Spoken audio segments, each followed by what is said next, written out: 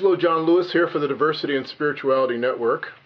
I am here interviewing my friend and co-mentor, Dr. Greesh Sharma, who was born in India, immigrated to the United States in 1970, and recently retired after 15 years of clinical practice in clinical psychology in hospitals and nursing home practice. Greesh is an avid traveler. He's traveled to over 120 countries, especially those where the Indian diaspora has settled. He is also the founder of the Vanaprastha Corp, which is a U.S.-based service organization. It's been in existence since 1992 that consists of volunteer mental health professionals and physicians who make themselves available on a time-limited basis, providing services to Indian diaspora throughout the world. Welcome, Dr. Sharma. Thank you so much for giving me this opportunity to share my feelings and thoughts about spirituality. Greesh, I begin all these questions, all these podcasts with the same kind of question, which is a little challenging because I don't think some people don't think about this, but give me your sense of your own spiritual evolution and how it's evolved. Well, I was born in Hindu tradition, so early on you learn certain concepts. Example of the concept will be that world is a one big family. You learn the concept ahimsa, i.e. not to injure anything. And other concept is that all creation is one and the same, and therefore early on you learn to identify with everything and everybody, whether it's race or religion or country or river or trees. So it's a very sort of down-to-earth, ecological oriented, psychological sort of orientation that we all inherit. So I guess it's safe to say that being a Hindu, that's informed your approach to life. Would that be a fair comment? Or to what extent has being Hindu? No, it will not be, because it will be very limiting, because I'm like an onion. Like an onion. Onion. With so many layers. I like to be a good American. I want to be a good Indian. I want to be a good universal citizen. I have Hindu orientation. So there's a lot more to me than just limiting me to either being a Hindu or being Indian or being American or being a psychologist. There's a lot more to me. I appreciate that. I'm coming from exactly the same place, except for I don't have the Hindu layer to the extent that you do. But I wanted to ask you. I asked you this before we started doing this sort of formal interview piece. Even though what you said is no doubt true, you do have to some extent a Hindu orientation. It informs a lot of the way you walk through the world. At the same time, you've interacted with many people, all different belief systems throughout your life. So I'm wondering how you do that, how you put your sort of Hindu self aside and interact openly with people. I don't have to put Hindu side aside or even as my psychology side aside. I just have to expose myself, experience myself, visit and interact with different cultures, different religions, different people in different countries. And somehow it helps me to continue to evolve in a most fascinating manner. What that, in other words, will be, somehow it helps me to drop my discrimination, my prejudices, my hang-ups, my confusion, my ignorance. So it is a fascinating journey towards even higher spirituality when you drop most of your sense of being divided, being I versus you. It starts to become the same after a while. One of the things that's fascinating about you is that you're an avid traveler. What does it say, 121 countries? 134. 134. You know. Now. I remember the first time I met you and came into your office, one of the first things I saw was this map with all the pinprints of all the different places that you've been. And we're going to talk about the core in a little bit, but just tell me generally what has travel done for you? How does it broaden you? Obviously it delights you, but I think it's something about it just opens you, as you just suggested, in terms of spiritually and as a human being, which maybe are the same thing. It has two aspects to it. One, my childhood. I grew up in one of the probably most boring villages and family in a town where there was nothing, no movies, no entertainment, nothing ever happened there. So early on, I guess because of my boredom, I started to think, what is on the other side of the ocean? What's on the other side of mountains? And I have been happily to more than 134 countries now. I still think there are mountains and oceans that I want to go and see. So to me, it's a sense of freedom. It's a sense of becoming one with mankind. But more than that, I think psychologically, somewhere deep in my unconscious, it is also an effort to become more competent, to become more adult, to become more mature. I love that. That's beautiful. It's well said. Now, I know that you were a psychotherapist for many years, and you supposedly have retired. But give me a sense as how your spirituality impacts your practice. Impacted your practice. The practice of mental health, it doesn't matter whether you are a therapist or a psychologist or a social worker or psychiatrist. You are obligated, you are mandated to be transparent, to be absolutely honest. I don't mean in the clinical context, but in the negotiation or delivering your service context. Because clinically you may not want to confront certain things, you may not want to expose patients about certain things, so that's a different issue. But I think transparency, democracy, spirituality, ethics are the pillars of a good mental health practice. Without that, I don't think one can function, or one should really put himself out in the public to function as a therapist. So my own spirituality is very much tied to the professional ethics. It is very much tied to my humanity. It is very much tied to my spirituality, that I and the patient are one and the same. True, my specialty is to help with certain problems, so I'm going to focus on them, but that does not take away from the fact that fundamentally I and my patient are one and the same creation of the same creator, existing in the same space and sharing in every possible way and being very interdependent. So I know that you are, I'm going to call it critical of some modern psychological practice from the Indian side and from the American side. Can you share with us some of your critiques? On the Indian side, some of the critiques are that they engage a great deal into the worshipping aspect of the religion. I find that somewhat very narrow. Talking about the Hindu religion. Hindu religion, somewhat very narrow, and I think it alienates the people who have more sophisticated cognitive faculties or higher intelligence. Their approach to mental health or religion or culture or issues is more of a with a universal mindset, and that could be duty, that could be service, that could be science, that could be knowledge. The American side, I think it is so formalized, it is so commercialized, that I think it has inherited some of the worst aspect of capitalism. So I am a little bit critical of the American system, but comparatively, American system is much more practical and is much more available to almost all kinds of people universally. So it has a lot of relevance. It is very pragmatic. So I want to talk a little bit about and I'm going to do my best to pronounce it right after all these years, Vanaprastha Corp. Tell me a little bit about your motivation for doing it. First of all, what is it, and what was your motivation for forming it? Going back to Hindu religion, it offers 4 stages for living. I define them as psycho, somato, socio, spiritual phases of life.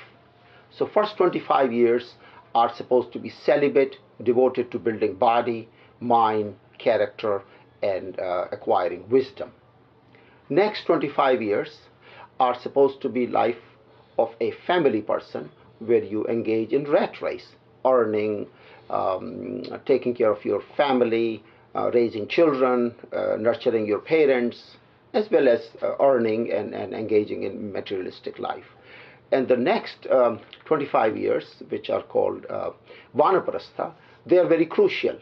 That's the phase for 25 years where you are on a bridge between wanting to complete all your social obligations, family obligations, financial obligations, at the same time preparing for the next phase of detaching and renunciating materialistic life. So Vanaprastha core was my idea, because I wanted some of us well-to-do, successful, rich Indians all over the world to learn to start giving back to our other Indian communities all over the world, where they don't have the resources, they don't have the professional expertise, or they are having a major issue with alcoholism or depression or suicide. So there were so many issues that I thought they don't have the resources, and people like us should be able to share with them, and eventually they will be on their own. So tell me a little about some of the countries that you've been into. Maybe just describe one or two of the biggest adventures. Oh, my adventures overwhelm my mind, because I have such clear images of people and places and things and experiences, and how it impacted me. I was in Sweden, coming to the dock to take my ship for Finland, and I realized that I have lost my wallet. So I told the taxi, I said, I don't have my wallet. I said, can I go home and send you money later? I owed him $20. He said, don't worry about it at all. He was so kind and compassionate. So I still took my ship without my any money to Finland, came back to America eventually. So you did the whole trip without your wallet? Yes, and I sent him the money. It was such a wonderful, wonderful revival of my trust and faith in mankind. Yeah, in my American living every day, I lose that faith, that kind of trust and respect for people. I think because the system is so formalized, so commercialized, so organized, that it doesn't give much opportunity for people to show their spirituality in a way. I had that. I was in Zambia, in Lusaka, and my nephew had taken me in a truck with a bodyguard to the city, and then we did some shopping, and I took my American wallet out, and I took my dollars, and I was going to make a payment. My nephew jumped at least 3 feet in the air. He said, you're going to get me killed and yourself. I said, what did I do? He says, don't you see all around? This is all they need to see. $1, and that's why he had taken a bodyguard. So I can go on, but I have the most diverse experiences, including, I remember I was in South Africa, and nobody, no taxi, no tourist agency, no bus was willing to take me to see Soweto, and I wanted to see that. That was the freedom place for Africans. It was very sacred to me, and I didn't want to come back. So eventually a Muslim family, happened to be Indian, they had come there for about 100 years ago, they volunteered to take me, and they had never gone there. And they took me around, showed me Soweto, and then towards the end they dropped me at the airport, and this Indian Muslim South African man put his hand on his stomach.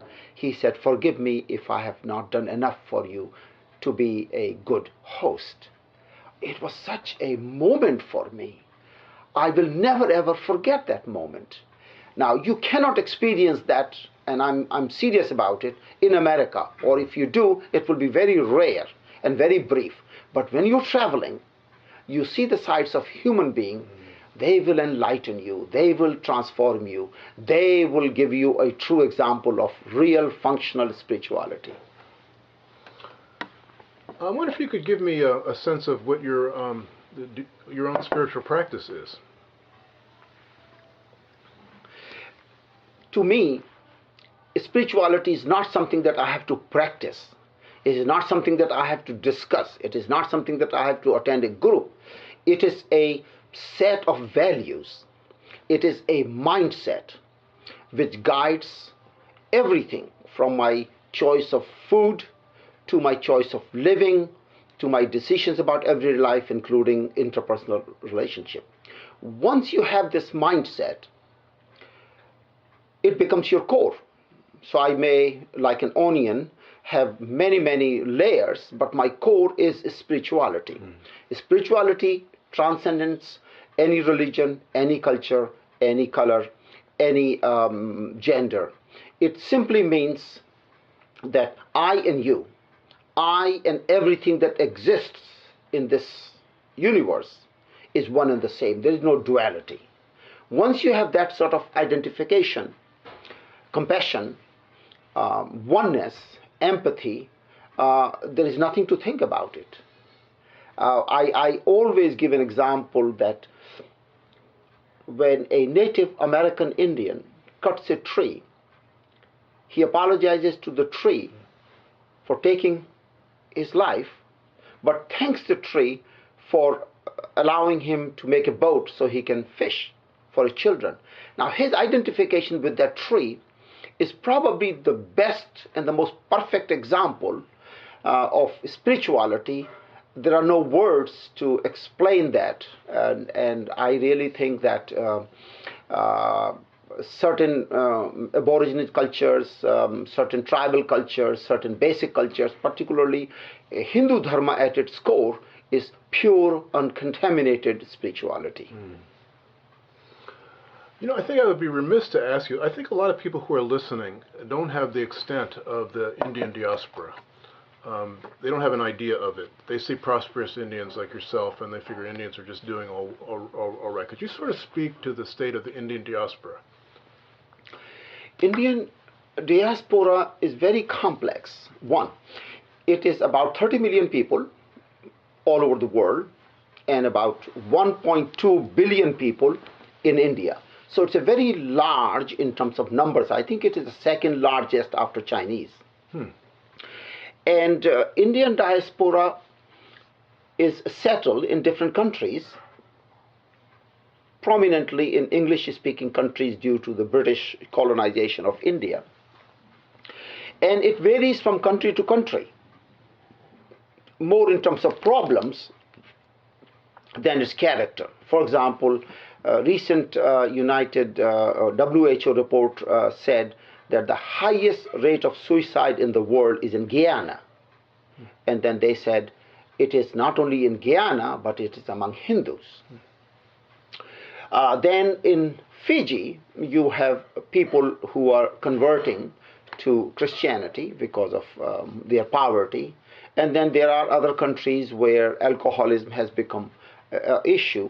So there is a diaspora with diversified sort of culture, but many, many social issues. But what is fascinating about this diaspora is that they're always loyal to the country that they have chosen to settle. It is fascinating that unlike any other culture, any other ethnic group, they have been the most loyal to that country, and they have been very, very positive contributor to the economy and to the social structure of that country. They have never been criminals, very rarely if they are, and never been a burden on any country. I'm going to close with a very big question here, Greesh, and I know you can stand up and take care of it here. It's a very complex time around the world right now. We see lots of vicious attacks on people of other ethnicities, for example, or immigrants. There's a lot of confusion in the world that individuals suffer. So what is, if any, what is the responsibility of those of us that see ourselves as spiritual beings? You said it's a very complex, and I have often thought of it, and I will definitely tell you that from my point of view, politicians have failed the mankind. I will also tell you that religions have failed the mankind. Not that they are totally useless, of course not, because in many faraway, distant places, remote places, they offer mental health services, they offer kind of hope, even though it's based on faith. But so religion serves its purpose. But overall, I believe it has failed. And also, I think globalization, in some ways, is a double-edged sword. It is helping people to become one universally, but also it is giving and raising expectations of people in those countries where they cannot afford certain luxuries like we have in America. And what those high raised expectations do, they create frustration, they create depression, and they also create crime and addictions. I have seen that with my own eyes during my recent visit in India. So I know I'm being critical and generalizing a lot that politicians, religion have failed. But my own take is that what will save the world will be when we rise above religion and we rise above politics and we really accept spirituality as our true religion in future. Otherwise, we are doomed.